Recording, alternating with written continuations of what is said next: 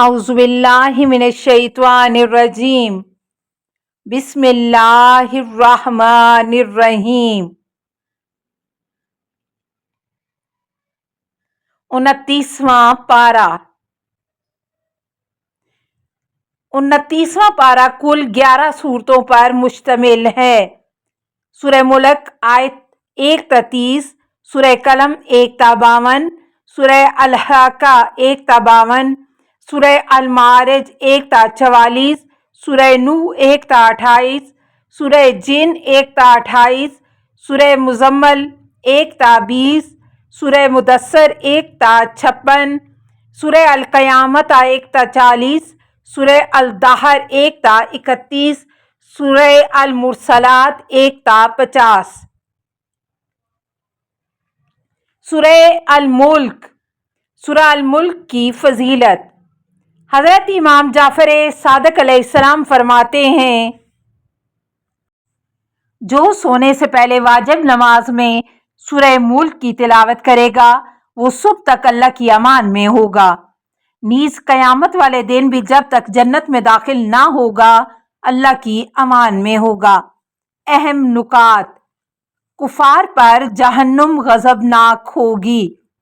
آیا جہنم باشعور ہے اور جنہوں نے اپنے رب کا انکار کیا ہے ان کے لیے جہنم کا عذاب ہے اور وہ بدترین ٹھکانہ ہے۔ جب وہ اس میں ڈالے جائیں گے تو اس کے بھڑکنے کی ہولناک آواز سنیں گے اور وہ جوش مار رہی ہوگی، قریب ہے کہ شدت غیظ سے پھٹ پڑے۔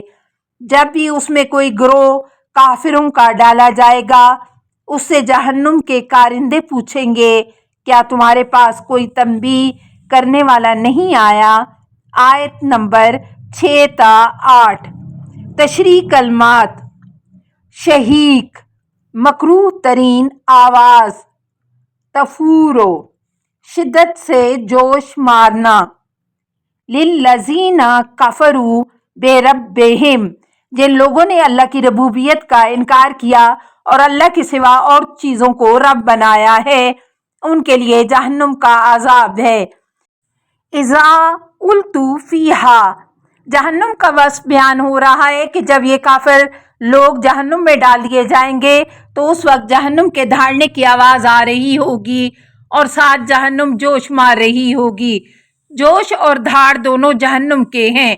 بعض نے کہا ہے کہ جہنم جوش مارے گی یعنی اہل جہنم کو اس طرح اچھالے گی جس طرح کھولتے پانی سے دانے اچھلتے ہیں۔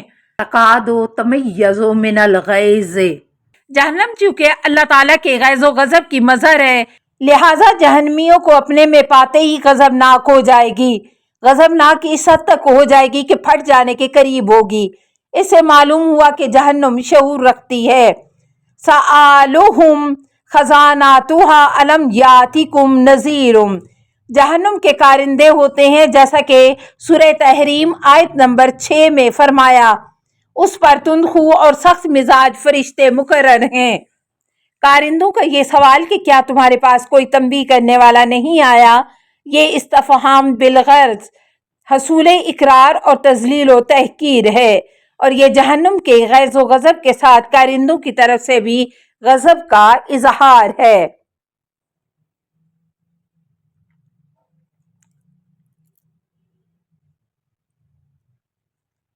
سورہ قلم۔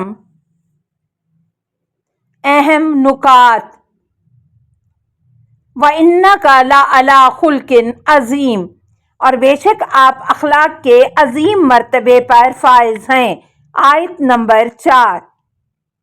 آپ کا عظیم اخلاق یہ ہے کہ آپ کی شان میں انتہائی نامناسب جسارت ہوتی ہے۔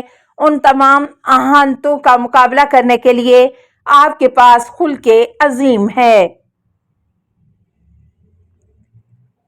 اچھا اخلاق اعلیٰ نفسیات کا مالک ہونے کے سبب اور فکر و عمل میں اعلیٰ توازن رکھنے والا ہی اعلیٰ نفسیات کا مالک ہوتا ہے۔ خلق عظیم کا مالک ہونے کا مطلب یہ ہے کہ وہ عقل عظیم کا مالک ہے۔ اس طرح مخلوق اول عقل ہو یا نور، محمد صلی اللہ علیہ وآلہ وسلم بات ایک ہی ہے۔ آپ صلی اللہ علیہ وسلم سے روایت ہے، میں اخلاق حمیدہ کی تکمیل کے لیے مبعوث ہوا ہوں۔ مستدرک الوسائل 11/187۔ لہذا جو ذات اخلاق حمیدہ کی تکمیل کے لیے مبعوث ہوئی ہے وہ خود اخلاق حمیدہ ہی کی تکمیل کا مظہر نہ ہوگی بلکہ الہی اخلاق کا بھی مظہر ہوگی۔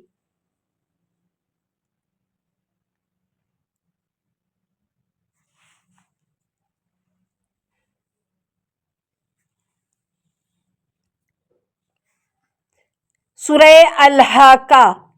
اہم نکات۔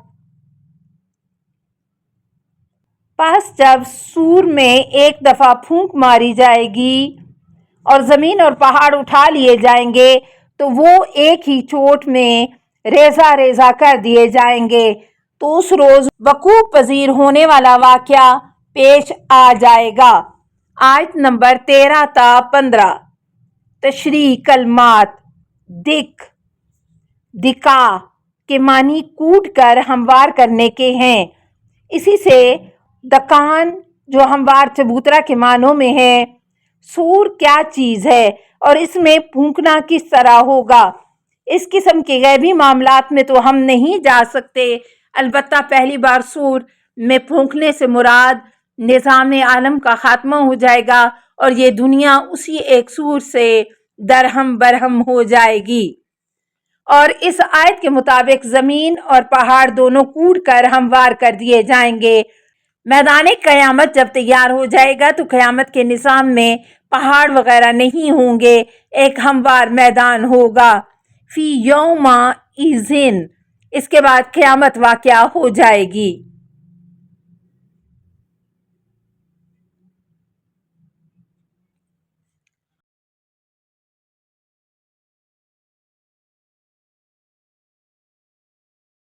سورہ المعارج۔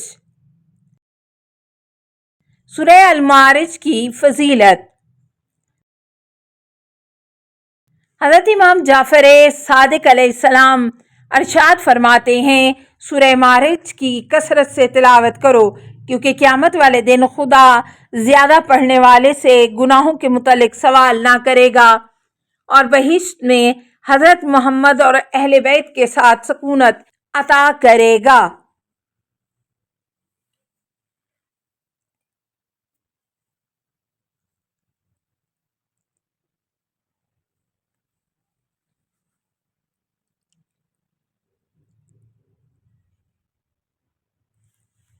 سورہ جن۔ اہم نکات۔ اللہ کے علاوہ عالم غیب اور بھی ہستیاں ہوتی ہیں، وہ غیب کا جاننے والا ہے اور اپنے غیب کسی پر ظاہر نہیں کرتا سوائے اس رسول کے جسے اس نے برگزیدہ کیا ہو، وہ اس کے آگے اور پیچھے نگہبان مقرر کر دیتا ہے۔ آیت 26 تا 27۔ علم غیب ذاتی طور پر صرف اور صرف اللہ تعالیٰ جانتا ہے۔ اس آیت میں فرمایا البتہ رسولوں میں سے جسے ہم برگزیدہ کرتے ہیں اس پر غیب کا اظہار کرتے ہیں۔ رسولوں میں انسان اور ملائکہ دونوں شامل ہیں، لہٰذا برگزیدہ رسول کے پاس علم غیب آ سکتا ہے مگر یہ اس رسول کا ذاتی علم نہ ہوگا بلکہ اللہ تعالیٰ کی طرف سے تسلیم شدہ علم ہوگا۔ تیسرے درجے پر اولیاء اللہ ہوں گے جو رسول سے براہ راست تعلیم لیتے ہیں۔ بصائر الدرجات صفحہ 293 میں آیا ہے، اللہ تعالیٰ نے محمد صلی اللہ علیہ وسلم کو کوئی تعلیم نہیں دی مگر یہ کہ حکم دیا یہ علی علیہ السلام کو سکھائیں۔ مروی ہے کہ حضرت علی علیہ السلام فرمایا کرتے تھے، اے لوگوں مجھ سے سوال کرو قبل اس کے کہ میں تمہارے درمیان سے چلا جاؤں، یہ علم کا ذخیرہ ہے، یہ رسول اللہ صلی اللہ علیہ وسلم کا لعاب دہن ہے، یہ وہ علم ہے جسے رسول اللہ صلی اللہ علیہ وسلم نے مجھ میں کوٹ کوٹ کر بھر دیا ہے، پوچھو مجھ سے چونکہ میرے پاس اولین و آخرین کا علم ہے۔ الامالی للصدوق صفحہ 341 مجلس 55۔ چنانچہ جنگ نہروان میں جب لوگوں نے آپ علیہ السلام کو خبر دی کہ خوارج دریا کے اس پار نکل گئے ہیں، آپ علیہ السلام نے فرمایا ان کے گرنے کی جگہ تو پانی کے اس طرف ہے، خدا کی قسم ان میں سے 10 بھی بچ کر نہ جا سکیں گے اور تم میں سے 10 بھی ہلاک نہ ہوں گے۔ بعد میں دیکھا خوارج میں سے صرف 9 افراد بچ گئے اور حضرت علی علیہ السلام کے لشکر سے صرف 9 افراد مارے گئے۔ فَإِنَّهُ يَسْلُكُ مِن بَيْنِ يَدَيْهِ، اس جملے میں فرمایا جب رسول صلی اللہ علیہ وسلم پر راز غیب نازل کرنا ہو تو فرشتوں پر مشتمل نگہبانوں کے تحفظ میں یہ راز پہنچایا جاتا ہے اور صرف قلب رسول کی تحفظ میں دیا جاتا ہے۔ آگے رسول صلی اللہ علیہ وسلم صرف اہل ہستیوں کے سپرد فرماتے ہیں۔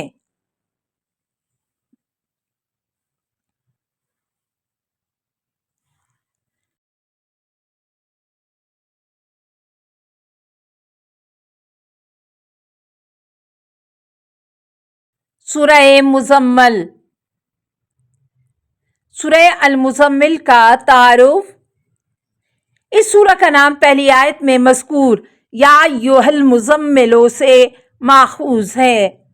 یہ سورہ مکی ہے اور بعثت کے ابتدائی سالوں میں نازل ہوئی ہے، بلکہ آیت 5 اِنَّا سَنُلْقِی عَلَیْکَ قَوْلًا ثَقِیلًا، ان قریب آپ پر ہم ایک بھاری حکم کا بوجھ ڈالنے والے ہیں سے انتیا ملتا ہے کہ یہ سورہ بعثت کے تیسرے سال کے بعد نازل ہوئی، جب رسول اللہ صلی اللہ علیہ وسلم کے لیے اپنی رسالت کا اعلان کرنے کا حکم نازل ہوا تھا۔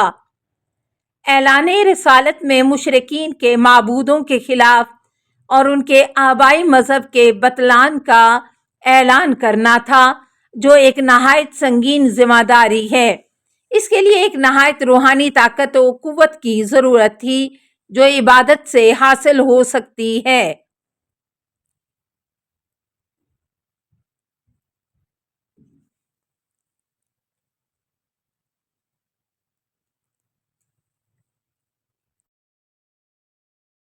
سورہ المدثر۔ آداب بندگی اور احسان نہ جتلا کہ اپنے عمل کو بہت سمجھنے لگ جائیں۔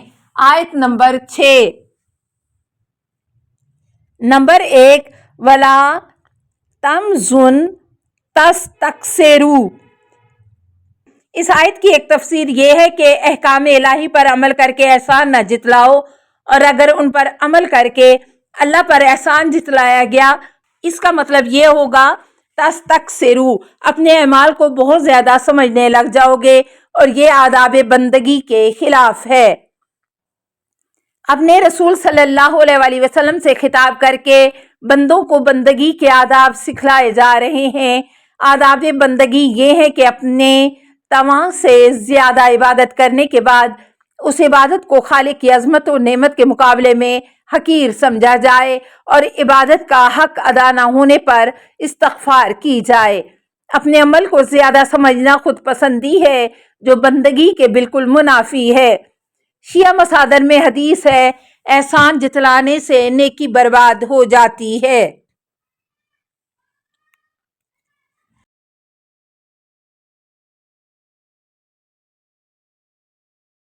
سورہ القیامہ۔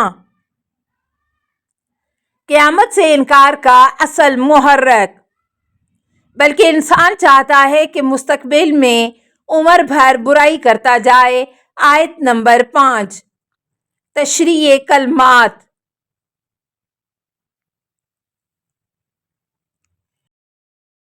لے یفجورا،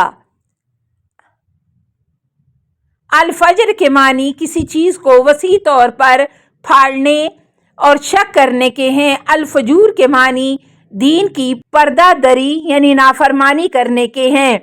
بل یرید الانسان، تکذیب قیامت کا اصل محرک یہ ہے کہ وہ چاہتا ہے کہ گناہ کا ارتکاب کرتا ہے اور اس کا حساب دینے کی نوبت نہ آئے، عمر بھر فسق و فجور کرتا رہے، پھر اس کا کوئی محاسبہ نہ ہو۔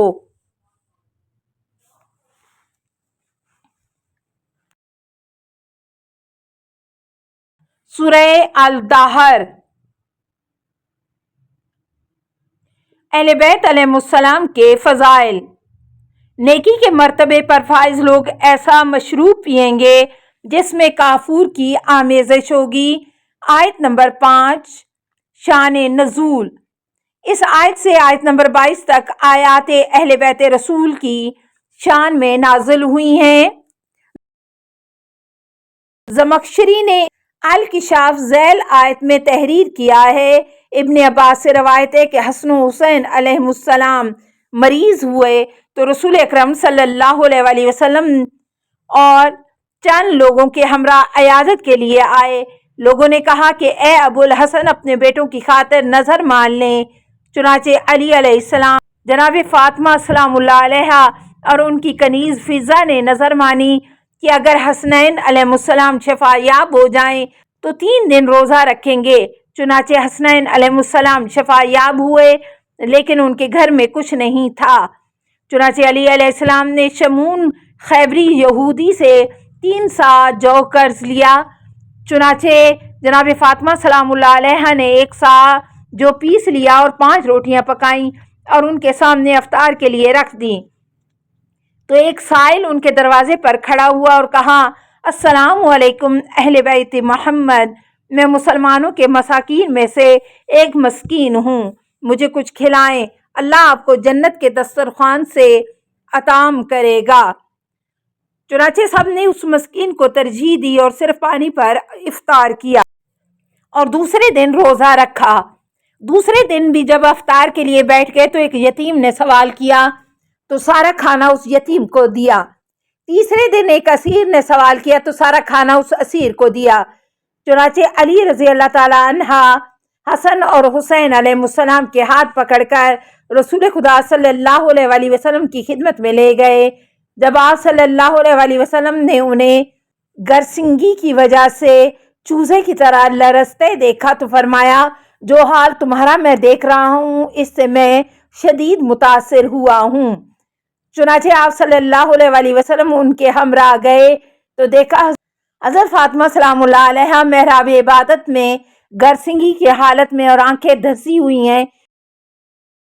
तो आप सल्लल्लाहु अलैहि वसल्लम उससे मुतासिर हुए। बस जिब्राइल नाज़िल हुए और कहा, ये ले लीजिए। अपने अहले बैत के बारे में आपको मुबारक हो। फिर ये सूरा पढ़कर सुनाया, इन्नल अबरारा, ये लफ्ज बर की जमा है, अतात गुजार के मानों में है। लिहाजा वो हस्तियां जिन्होंने अपने खालिक की अतात का हक अदा किया है उन्हें अबरार कहते हैं। यशरबूना मिन कासिन, कासिन शराब के प्याले यानी जाम को कहते हैं। वो जन्नत में ऐसे जाम मशरूब नोश करेंगे जिनमें काफूर की आमेज़श होगी। काफूरन से मुराद मुमकिन है कि उस जाम के मुअत्तर और खुशबू वाले होने की तरफ इशारा हो, जैसा कि जन्नत की नेमतों का कमा हक्कहू वस्फ व बयान इंसान के लिए काबिल फहम नहीं है।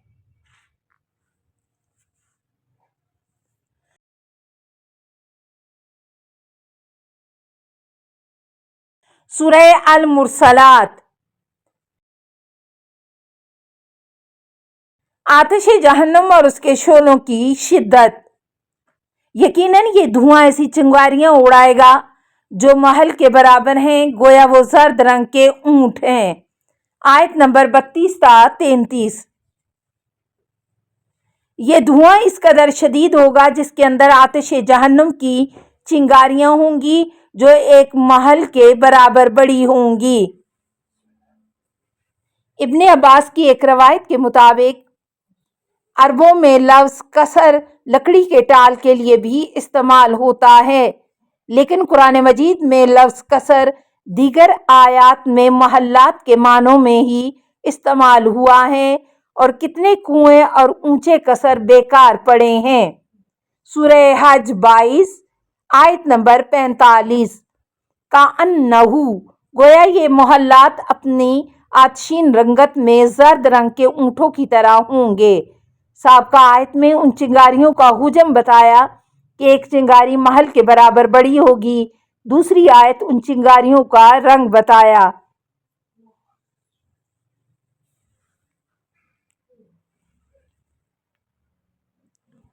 التماس سے دعا: اللہم صلی علی محمد و آل محمد و آلہ الطیبین الطاہرین المعصومین۔